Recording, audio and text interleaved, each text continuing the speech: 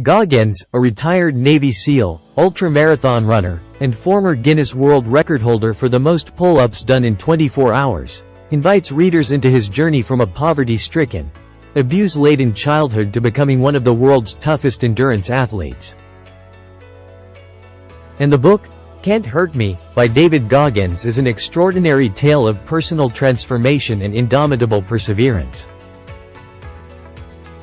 In this riveting autobiography, Goggins shares his philosophy of embracing suffering as a path to self-mastery and outlines his unique method for overcoming adversity. This book not only narrates his inspiring life story but also serves as a call to push beyond perceived limits and redefine what is possible. So many of us struggle with even the most basic fitness regimen. Somehow we always find an excuse not to head to the gym after work or to skip that weekend run. But what would it be like to live your life with no excuses for not giving 100%? Well, in this video you'll find out, because that's exactly how the author, David Goggins, lives.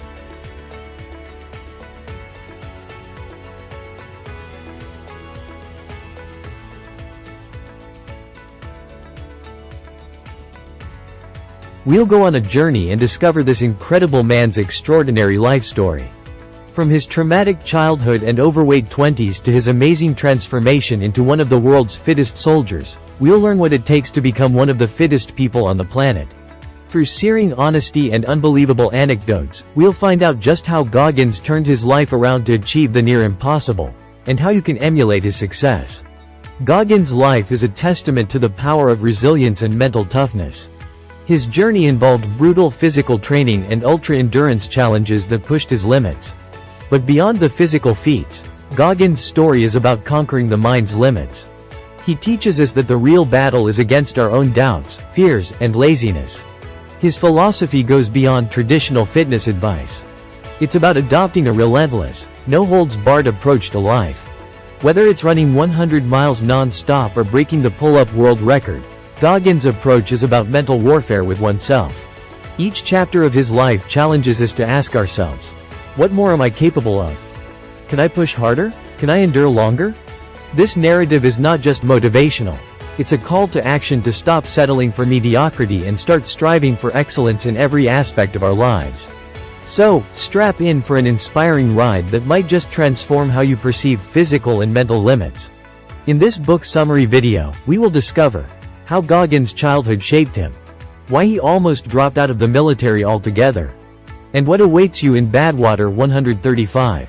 Key Idea 1. David Goggins' early life was blighted by his violent, demanding father. For many American children, childhood is a carefree time full of play, security, and parental love. Unfortunately, it didn't work out that way for David Goggins. Born in New York in 1975, Goggins never knew the simple joys of childhood.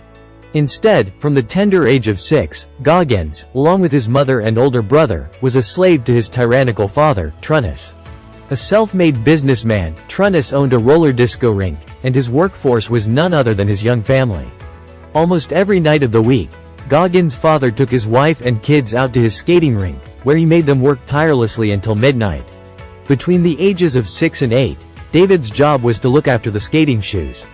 His mother would cook their dinner over a hot plate in the rink's office, and after the children had finally finished work at around midnight, she would put them to bed in the office too. Unfortunately, the thumping music from the dance floor made sleep almost impossible, and Goggins regularly fell asleep in school, unable to concentrate on his lessons. While this grueling routine of school and late-night work would have been intolerable for any young child, the sickening brutality of Goggins' father made life all but unbearable. David often witnessed his father beating his mother with a belt when she dared to disobey him. Once, when David contracted a bad ear infection, she dared to take him to the hospital. Trunnis hated spending money on his family, even when his children's health was at risk. When his mother returned from the hospital, Trunnis beat her senseless. Whenever David tried to intervene to protect his mother, he was belted too. He often had to hide the bruises and angry red welts his father's belt had given him. Thankfully, when David was 8 years old, he and his mother escaped from their tormentor. His mother sweet-talked his father into letting her get a credit card in her name, and with the help of a sympathetic neighbor, she planned her escape. After hurriedly leaving Trunnis's house, David and his mother drove to the small town of Brazil, Indiana, where they started a new life free from Trunnis. But their newfound freedom was bittersweet. Why? Because David's older brother decided to stay with their father, despite his cruelty, meaning that David saw him little after they left. Unfortunately, David's life in Indiana wouldn't be free from hardship either. The scars from his early experiences would shape his struggles and triumphs in the years to come, driving him to push beyond limits most could not endure. This painful beginning set the stage for a life of overcoming, not just external obstacles, but the internal remnants of a tortured childhood. Key idea 2. Goggins escaped his father, but couldn't outrun his past suffering at his hands. David Goggins may have escaped his abusive father, but that didn't mean the rest of his childhood was any easier. In small-town Indiana, he would spend the rest of his formative years grappling with poverty and the demons of his past. As soon as the initial euphoria of fleeing from Trunnis wore off, David and his mother faced a new and harsh reality. They were suddenly dirt poor. Trunnis refused to provide his wife and child with more than a pittance to support themselves in their new life. David and his mother lived in a public housing block where they paid $7 a month in rent and eked out an existence on her part-time job and a $123 monthly welfare check. As if poverty wasn't challenging enough, the traumatic effects of David's early years began to manifest when he was in the 3rd grade. After years of suffering at the hands of his father, David developed a nervous stutter, his hair started to fall out, and patches of his skin lost pigment and turned a different color. Why did this happen? As an adult, David realized that he was suffering from toxic stress. This is a phenomenon in which young children who have undergone severe abuse experience long-term changes to their brain chemistry, resulting in a permanent state of fight or flight. In other words, David had been through so much that his brain and body were now permanently on high alert for danger. As David soon found out, a devastating side effect of toxic stress is its limiting effect on children's memories. When suffering from this condition, even the most gifted child will struggle to remember things they previously learned in school. In David's case, this meant that he was labeled as stupid by some of his teachers. Already the only black kid in his class, he now faced being yelled at and ridiculed on a daily basis. He started cheating on his homework and on important standardized tests. The result? His oblivious teachers allowed him to stay in school, but his education suffered terribly. Heading into his teenage years, unbeknownst to anyone else, David could barely read. His story is a stark reminder of how the scars of a troubled childhood can deeply influence one's life trajectory. However, despite these overwhelmingly adverse circumstances, David's later achievements underscore his incredible resilience and determination to overcome the odds stacked against him. This part of his life set the stage for his transformation into a man who would continuously push his limits and redefine what is possible. Key idea 3. Fear and disappointment held Goggins back from reaching his full potential as a young man. As a teenager, David still struggled with school and literacy. But in his late teens, he finally locked onto something concrete to do with his life. Joined the United States Air Force. Buoyed by hopes of becoming a military man, he buckled down, learned to read, and was accepted into Air Force training. Unfortunately, his path to success wouldn't be a smooth one. David's dream was to become an Air Force pararescue, a special type of soldier who specializes in parachuting into war zones and rescuing injured pilots. To complete his training, David would have to face his toughest test yet, swimming. David's mother had not been able to afford swimming lessons for him, and he was 12 years old before he even saw a pool. This meant that when he began military training, he desperately lacked the sort of swimming ability necessary for him to make the cut. Paralyzed with fear and facing increasingly tough swimming challenges, he eventually took the easy way out by quitting. When a routine medical test picked up a predisposition to sickle cell anemia, a blood disease, David used it as his excuse to walk away from the military on medical grounds. Even as he was leaving, he knew he should stay and fight through his challenges, but fear got the better of him. By 1999, with his military hopes vanquished, 24-year-old David was working a dead-end job as a night shift pest exterminator and using food to numb his disappointment. After his discharge from the Air Force, he ballooned from 255 pounds to almost 300 as his eating spiraled out of control. As soon as his pest exterminator shift ended, The first thing he did was stop off on the way home for a chocolate milkshake and a box of donuts. And that was just breakfast number 1. After this, he would drive to his mother's house where she had prepared his usual morning meal. Unbelievably, this consisted of 8 cinnamon rolls, 6 eggs, 10 bacon rashers, and copious amounts of sugary cereal. Sadly, David was using food to cope with the bitter realities of his life. That he was uneducated, unskilled, and heading toward a dead-end future. Luckily, the motivation he needed to turn his mediocre life around was waiting just around the corner, ready to propel him onto a path of extraordinary transformation and resilience. Key idea 4. Goggins changed his life on his body in a quest to become a Navy SEAL. One morning, after binging on another massive breakfast, Goggins saw something on television that would change his life forever. A documentary about Navy SEALs in training. SEALs are widely regarded as the most elite fighting force in the world, and SEAL training is the toughest in the world. Only the best make it through.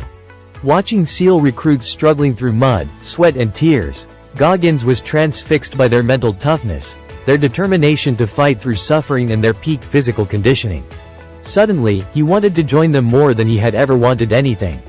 Goggins spent the next few weeks phoning Navy recruitment offices across the United States, pleading for the opportunity to train as a SEAL. As luck would have it, there was a training program open to former military recruits who wanted to become active again by joining the Navy. Goggins was told he could use this program to join the SEAL training program. Unfortunately, there were 2 problems. Firstly, this program was going to be shut down in 3 months. Secondly, Goggins was far too heavy to join the Navy. The maximum weight allowed was 191 pounds, and he was 297 pounds. This meant he had less than 3 months to lose over 100 pounds of weight if he wanted to have any hope of trying out for the SEALs. Undeterred, Goggins got to work. Over the next 3 months, he set up a punishing fitness regimen. Waking up at 4:30 a.m. every day, he immediately hit an exercise bike for 2 hours. After that, he'd drive to the nearest pool and complete a 2-hour swim.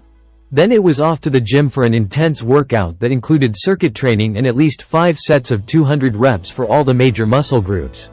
After the gym, he'd hop back on the exercise bike for another few hours.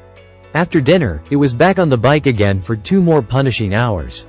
Remarkably, within 2 weeks he had lost 25 pounds, and within a month he began adding 4-mile runs to his daily routine. When the deadline for enrollment came around, Goggins was fighting fit.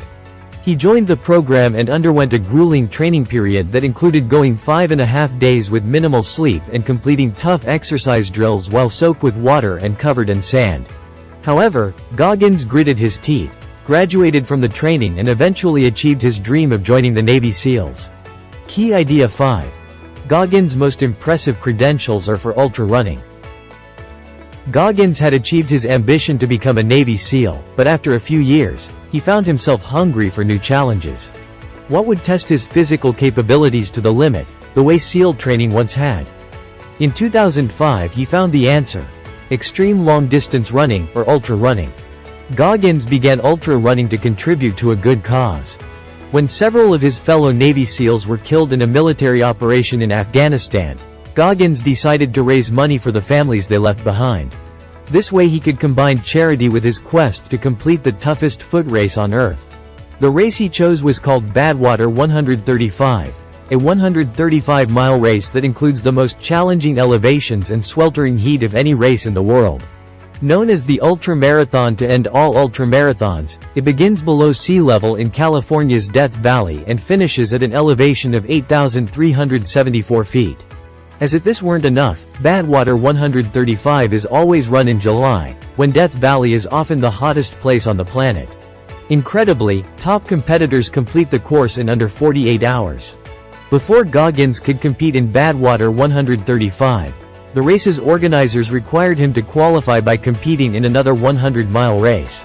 So he set out to conquer the San Diego One Day, a 100-mile race in the heart of the city. Amazingly, he completed this first race without any special training at all. In fact, the only cardio he had been doing during the year leading up to this race was 20 minutes a week on a cross-trainer in the gym. Although he suffered greatly along the route, experiencing loss of bladder and bowel control due to sheer exertion, he completed the race in just 19 hours. even running an extra mile just to make sure he really had finished. After this triumph, Goggins was accepted as a 2006 Badwater 135 competitor. This time he trained as hard as he could in preparation for the race. Not only did he carefully study the terrain he would run, but he also trained in the kind of extreme heat in which the race would be run. When race day came around, all his training paid off, and Goggins completed Badwater 135 in just 30 hours, coming in 5th place. Key idea 6. With a lot of hard work, anyone can emulate Goggins' success. Because Goggins is one of the United States' only African-American SEALs and a prolific ultra-runner, people often ask him how they can become as successful as him. His first piece of advice comes down to one thing: work ethic. It's a sad fact that our society has become addicted to quick fixes. But Goggins believes that if you want to master yourself and harness your true potential, there's no quick fix, only hard work. You may have tons of talent and passion, but without a work ethic to match, you're a bird without wings, you'll never fly. Goggins' willingness to work hard is the crucial factor in every one of his accomplishments. Whether he's working out in the gym or working as a SEAL, everything else in his life comes second. Working hard is the biggest priority in his life. Interestingly, when he tells people about the value of hard work, they typically say that they don't have the time to put in the long hours needed to achieve their goals. Instead, they say, they have to focus on spending time with their family or working at their desk job. But Goggins doesn't accept this excuse. In his opinion, all these doubters need to do is win the morning. Goggins has achieved so much because he gets up early to do it. To have a chance at a similar level of success, you need to be an early bird too.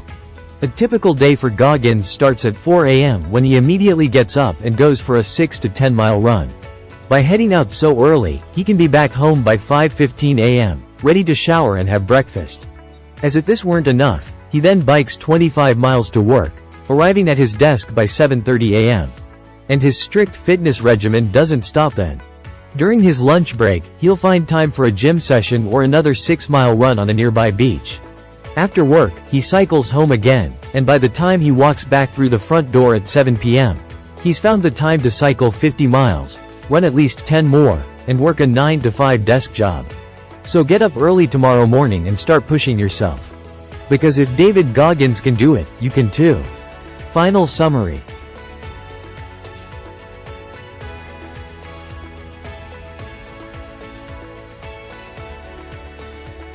David Goggins' journey from a violent, traumatic, and impoverished childhood to becoming a symbol of extreme personal transformation is nothing short of remarkable. Goggins harbored the dream of joining the military, a goal that required him to face and overcome his significant fears and physical limitations. His first major hurdle was swimming, a skill he did not possess due to his deprived upbringing. Undeterred, he tackled this challenge head-on, dedicating himself to learning and mastering the complex techniques needed for military training. After failing to make it through his initial attempt due to a medical condition, he didn't give up on his dream. Instead, Goggins took a hard look at himself and his life choices. Realizing the need for a radical change, he embarked on a rigorous weight loss and fitness regimen.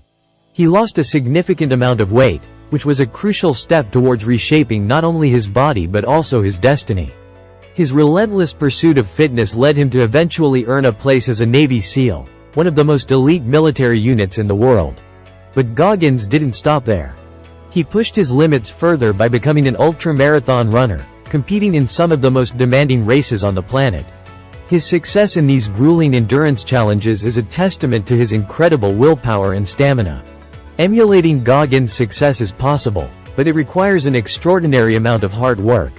His daily routine begins in the early hours of the morning, setting the tone for a day filled with intense physical and mental discipline. Goggins' story is a powerful reminder that personal transformation is within reach for those who are willing to work tirelessly towards their goals.